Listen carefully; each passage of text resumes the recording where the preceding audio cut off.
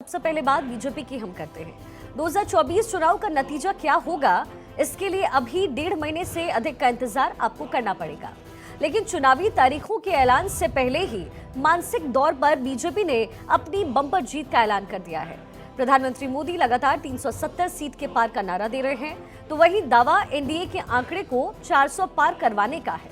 सूत्रों की अगर माने तो मार्च के पहले हफ्ते में या फिर दूसरे हफ्ते में चुनाव की तारीखों का ऐलान हो जाएगा। 2024 चुनाव को लेकर के बीजेपी की तैयारियां भी इस वक्त जोर शोर से चल रही है। दिल्ली में बीजेपी मुख्यालय से लेकर के ग्राउंड जीरो यानी बूथ लेवल तक बीजेपी ने कमर कस ली है।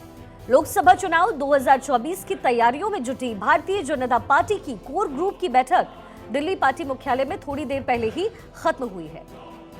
बीजेपी कोर ग्रुप की बैठक में बीजेपी अध्यक्ष जेपी नड्डा और केंद्रीय गृह मंत्री अमित शाह भी शामिल रहे। आम चुनाव से पहले इस बैठक को अहम माना जा रहा है और संभावनाएं हैं कि कल ही केंद्रीय चुनाव समिति की भी बैठक होगी। बीजेपी सूत्रों की अगर माने तो इस बैठक के बाद पार्टी लोकसभा चुनाव के लिए उम्मीदवारों की पहली सूची इस हफ्ते के आखिर में जारी कर सकती है, जिसमें कई अहम नामों पर मुहर लग सकती है। माना जा रहा है कि तकरीबन 100 सीटों पर उम्मीदवारों के नाम तय कर लिए गए हैं और जानकारी के अनुसार पहली लिस्ट में प्रधानमंत्री मोदी और अमित शाह का नाम भी शामिल हो सकता है। सूत्रों के मुताबिक बीजेपी की पहली लिस्ट में कई कद्दावर चेहरों का नाम तो शामिल होगा ही, इसके साथ ही उन सीटों की उम्मीदवारों का भी नाम ऐलान होगा जिन पर 2019 के चुनाव के दौरान बीजेपी के उम्मीदवार हार गए थे। ऐसा इसलिए भी माना जा रहा है क्योंकि हाल ही में हुए विधानसभा चुनाव में बीजेपी ने अपनी पहली सूची में उन सीटों पर उम्मीदवारों के नाम का ऐलान किया था जो सीटें बीजेपी के लिए कहीं ना कहीं मुश्किल रही। और यही वजह है कि राजनीतिक पंडित एक बार फिर से इस बात का अंदाजा लगा रहे हैं कि जिन सीटों पर बीजेपी के लिए लड़ाई टफ है, वहां बीजेपी शुरुआत में ही अपने प्रत्याशियों के नाम का ऐलान कर सकती है। बीजेपी के लिए पहली लिस्ट महत्वपूर्ण होगी, जाहिर है, क्योंकि सत्तारूढ़ पार्टी के 553 लोकसभा सीटों में से 370 सीटें जीतने का एक विशाल लक्ष्य है जो बीजेपी ने रखा है। साथ ही बीजेपी एनडीए के लिए 400 सीटें हासिल करने की दिशा में काम कर रही है। इसे हासिल करने के लिए पार्टी पूरी प्लानिंग में इस वक्त जुटी हुई है और इससे पहले आगामी लोकसभा चुनाव को देखते हुए बीजेपी की नई दिल्ली के पार्टी हेडक्वार्टर में 5 राज्यों की कोर ग्रुप की बैठक बुलाई गई। ये बैठक कई चरणों में हुई और इसमें उत्तर प्रदेश, तेलंगाना पर चर्चा हुई है। वहीं आज की बैठक में उत्तराखंड, मध्य प्रदेश और राजस्थान जैसे राज्य शामिल रहे। लोकसभा चुनाव 2024 के लिए बीजेपी ने अपने लिए 370 प्लस और गठबंधन एनडीए के लिए 400 प्लस सीटें जीतने का एक टारगेट सेट किया है। इस टारगेट को अचीव करने के लिए पार्टी एडी से लेकर के चोटी तक का जोर लगाने में इस वक्त जुट गई है। पार्टी की इन्हीं कोशिशों का नतीजा बिहार और महाराष्ट्र में भी देखने को मिला, जहां पर नीतीश कुमार एक बार फिर से एनडीए में शामिल हुए, तो वहीं कांग्रेस के कद्दावर नेता अशोक चव्हाण बीजेपी में शामिल हुए। केंद्रीय चुनाव समिति की बैठक में उम्मीदवारों के नाम पर फाइनल मुहर लगने के बाद पहली लिस्ट जारी की जा सकती है। प्रधानमंत्री नरेंद्र मोदी फिलहाल वाराणसी सीट से सांसद हैं और यहां से प्रधानमंत्री मोदी लगातार 2 बार चुनाव जीत चुके हैं।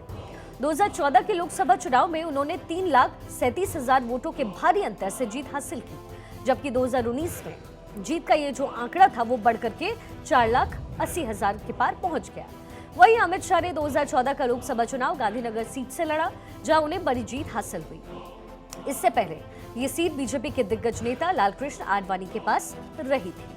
अब ये तो बात हुई बीजेपी कैसे अपने पहले 100 उम्मीदवारों के जरिए मजबूती से मैदान में उतरेगी, लेकिन बीजेपी की इस तैयारी में कई सांसदों के नाम पर तलवार भी लटक रही है।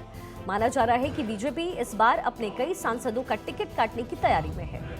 पिछले लोकसभा चुनाव में जब भाजपा ने मार्च 2019 में प्रत्याशियों की घोषणा की तो 268 में से 99 सांसदों यानी कि 36% के टिकट एक झटके में काट दिए गए। इसके साथ ही यहां साल 2014 के चुनाव में भाजपा के 282 सांसद जीत करके लोकसभा पहुंचे। पार्टी ने जितने सांसदों के टिकट काटे, उनकी जगह सेवानिवृत्त अफसरशाहों, कलाकारों, क्रिकेटर्स जैसे नए चेहरों को मैदान में उतारा गया। इनमें फिल्मी सितारे सनी देओल, रवि किशन, लॉकेट चैटर्जी, गायक हंसराज हंस, क्रिकेटर गौतम गंभीर और अपराजिता सारंगी जैसे ब्यूरोक्रेट्स भी शामिल रहे, जो 2019 में पहली बार चुनाव जीत करके सांसद बने। अब 2024 के लोकसभा चुनाव में पार्टी 370 सीटें जीतने के लक्ष्य को हासिल करने के लिए ऐसे सांसदों की टिकट काटेगी जिनके एंट्री इनकम्बेंसी एंटी इनकम्बेंसी के कारण हारने की जो संभावनाएं हैं वो बनती नजर आ रही है। आंतरिक सर्वे के आधार पर भाजपा के शीर्ष नेतृत्व ने कमजोर परिणाम वाले सांसदों के टिकट काटने का पूरा मन इस वक्त बना लिया है। पार्टी उत्तर प्रदेश में अपना दल और राष्ट्रीय लोक दल के साथ मिलकर के सभी 80 सीटें जीतना चाहती है, जहां पिछले चुनाव में एनडीए 16 सीट हार गई थी। लेकिन इस बार एनडीए ने अपना टारगेट 400 के पार रखा है और अपने लक्ष्य को जाहिर है हासिल करने के लिए भाजपा दूसरे दलों से जिताऊ उम्मीदवारों को तोड़ने से भी गुरेज नहीं करने वाली। अब इसकी शुरुआत बहुजन समाज पार्टी के रितेश पांडे और झारखंड में कांग्रेस सांसद गीता कोड़ा से कर दी गई, जिन्होंने हाल ही में बीजेपी की सदस्यता ली है। भाजपा इस बार 75 साल से अधिक उम्र के साथ साथ ऐसे सांसदों को भी मैदान में उतारने की इच्छुक नहीं है जो अपनी सीट से कई बार जीत हासिल कर चुके हैं। पार्टी अब उन सीटों पर नए लोगों को मौका देना चाहती है। भाजपा ने पिछले लोकसभा चुनाव में 303 सीटें जीती, लेकिन कुछ के विधानसभा चुनाव लड़ने के लिए इस्तीफा देने और कुछ उपचुनाव में हारने के कारण इस समय उसके 290 सांसद हैं। साल 2019 के चुनाव में भी भाजपा ने 75 साल से अधिक उम्र के उम्मीदवार मैदान में नहीं उतारे और ये इस वजह से सुमित्रा महाजन, करिया मुंडा, एल.के. आडवाणी, कलराज मिश्र, बिजोय चक्रवर्ती, बीसी खंडूरी, शांता कुमार और मुरली मनोहर जोशी दिग्गज नेता रेस से बाहर हो गए। यदि इस बार भी यही रणनीति बीजेपी ने अपनाई तो पार्टी के 15 सांसद तो यूं ही बाहर बैठ जाएंगे, क्योंकि या तो वो 75 साल के हो चुके हैं या फिर बस होने वाले हैं। इनमें हेमा मालिनी, संतोष गंगवार और रीता बहुगुणा जोशी आदि नाम शामिल हैं। इनके अलावा इस बार मेनका गांधी, वीरेंद्र कुमार ब्रिजभूषण, शरण सिंह जैसे जो सांसद हैं जिन्होंने 6 या इससे अधिक बार चुनाव जीता है। इसके अलावा 11 सांसद 5 बार, 19 सांसद 4 बार और 28 सांसद 3 बार चुनकर के लोकसभा पहुंच चुके हैं। राष्ट्रीय लोक दल के साथ गठबंधन होने के कारण इस बार बागपत से सत्यपाल सिंह का टिकट भी कट सकता है। यही नहीं, कुछ सांसदों को इसलिए भी पीछे हटना पड़ सकता है क्योंकि कुछ मंत्रियों का राज्यसभा कार्यकाल पूरा होने वाला है और उन्हें बनाए रखने के लिए लोकसभा के रास्ते सांसद बनाना पड़ेगा। इनमें धर्मेंद्र प्रधान, भूपेंद्र यादव, मनसुख मंडाविया और पुरुषोत्तम रूपाला शामिल हैं। तो ये तमाम नाम हैं जिसको इस बार टिकट देने से बीजेपी परहेज कर सकती है। पिछली विधानसभा चुनाव में बम्पर जीत के बाद बीजेपी का जो मनोबल है वो जाहिर है ऊंचा है। खासतौर पर एक वक्त मुश्किल दिख रही मध्य प्रदेश, छत्तीसगढ़ और राजस्थान चुनाव में बीजेपी ने काफी अच्छा परफॉर्म किया। इन चुनाव में बीजेपी ने बड़े पैमाने पर केंद्र में मंत्रियों और सांसदों को उम्मीदवार बनाया। वहीं राजस्थान की अगर बात कर ले तो 2019 के चुनाव में बीजेपी ने 25 में से 25 सीटें जीती। बीजेपी के 370 के करिश्माई आंकड़े को पार करने के लिए राजस्थान में इस सिलसिले को बरकरार रखने के लिए फिर से इस रिकॉर्ड को जीत को बनाए रखना बेहद जरूरी है और यही वजह है कि बीजेपी ने राजस्थान चुनाव के लिए एक बड़ी तैयारी की है। जानकारी के मुताबिक राजस्थान में 25 के 25 सीट जीतने के लिए बीजेपी लगाएगी नए चेहरों पर दांव। जी हाँ, सूत्रों की अगर माने तो बीजेपी 50% से ज्यादा सांसदों को बदलने की तैयारी में है। 6 सांसद जिन्हें विधानसभा चुनाव लड़ाया गया, उनकी जगह नए उम्मीदवार को बीजेपी उतारेगी। राजस्थान सीट से प्रिया कुमारी अब राजस्थान की डिप्टी सीएम हैं, उनकी जगह नया उम्मीदवार होगा। राजेंद्र राठौड़ विधानसभा चुनाव हार गए हैं, उनका राजस्थान से लड़ने की चर्चा थी, लेकिन जयपुर ग्रामीण से लगभग तय माना जा रहा है। और वहीं जालौर सीट से देवजी पटेल विधानसभा चुनाव बुरी तरीके से हार गए हैं, तो उनकी जगह पर नया चेहरा होगा, ये संभावनाएं हैं। जयपुर ग्रामीण से पिछली बार के सांसद राज्यवर्धन राठौड़ अब मंत्री हैं। अजमेर से भागीरथ चौधरी विधानसभा हार गए, तो अब उस सीट पर भी नया चेहरा होगा। वहीं अलवर सीट से बाबा बालकनाथ विधायक बन गए हैं, तो उनकी सीट पर भी नया चेहरा होगा। झुंझुनू सीट से नरेंद्र खीचड़ विधानसभा चुनाव हार गए, तो उनकी जगह बीजेपी नया चेहरा उतार सकती है।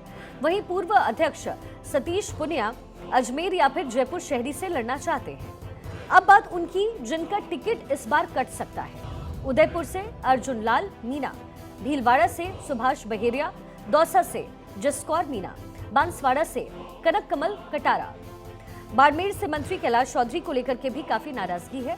संगठन स्तर पर इन पर भी खतरा मंडरा रहा है। करौली धौलपुर मनोज रजौरिया, भरतपुर से रंजीता कोली, पाली से पीपी चौधरी, सीकर से सुमेधानंद सरस्वती, सवाई माधोपुर से सुखबीर सिंह जौनपुरिया। ये वो तमाम नाम हैं जिनके टिकट्स इस बार पार्टी काट सकती है।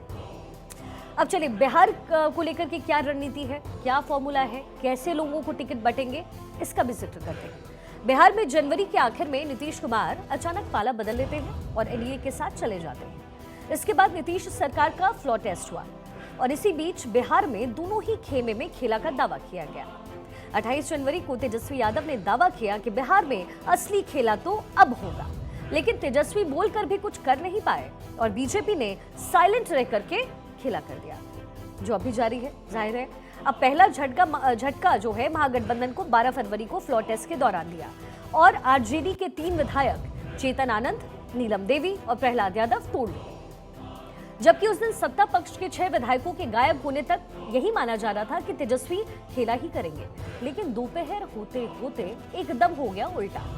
तेजस्वी के साथ ही खेला हो गया और इसके बाद लगा था कि सब कुछ शांत हो गया है। इसी बेफिक्री में तेजस्वी यादव जन विश्वास यात्रा पर निकल गए, लेकिन तेजस्वी को शायद भनक नहीं लगी कि बिहार में असली खेला जारी है। अब जाहिर है इसका खामियाजा उन्हें 27 फरवरी को दूसरे झटके के रूप में लगा। बीच विधानसभा सत्र में महागठबंधन के 3 और विधायकों ने बीजेपी का दामन थाम लिया। ये विधायक हैं आरजेडी से संगीता देवी, कांग्रेस से सिद्धार्थ सौरभ और मुरारी गौतम। अब माना जा रहा है कि बिहार में और भी कई विधायक हैं जो बीजेपी के साथ जाने की तैयारी कर रहे हैं। सूत्रों के मुताबिक महागठबंधन के तकरीबन 1.5 दर्जन विधायक एनडीए के टच में हैं। कांग्रेस से 10 और आरजेडी से 5 या फिर 7 विधायक बीजेपी में शामिल हो सकते हैं। बस उनको इंतजार है ग्रीन सिग्नल का, जो कि सरकार की तरफ से आएगी।